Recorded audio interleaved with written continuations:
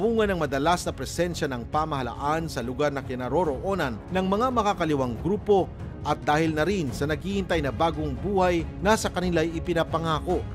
Maraming mga rebelding NPA ang nagdesisyong magbalik loob na sa gobyerno.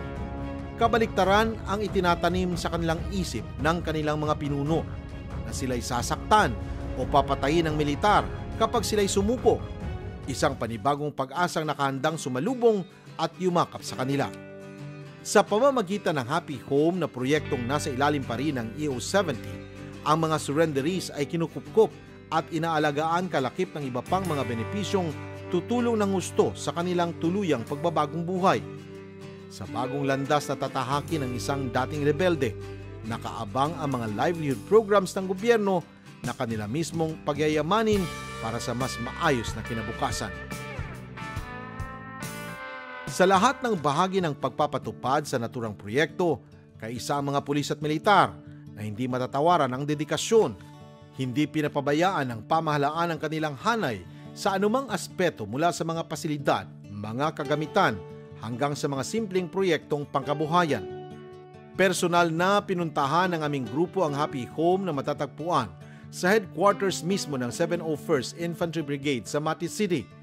Nakapanayam namin ang center manager na si Emeline Oliveros.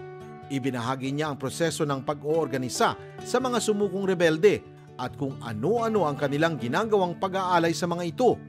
Upon po pagpunta nila doon sa organization, may mga unsolved issues po sila sa kanilang family. Iba't ibang issues po yung dinadaanan nila, mga psychological problem. Ito na, dito sa atin, yun na yung tinitingnan natin na mga values. Ano yun? Ano yung mga unsolved issues po nila psychologically? Yun yung tinututukan namin dito. Sinamahan rin niya kami na ikutin ang mga kwarto ng mga sumukong NPA.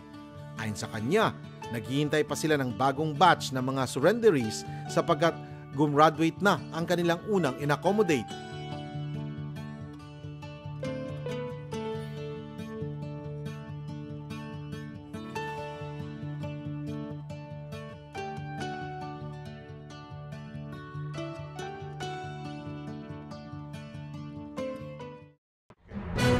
Magandang gabi, Pilipinas!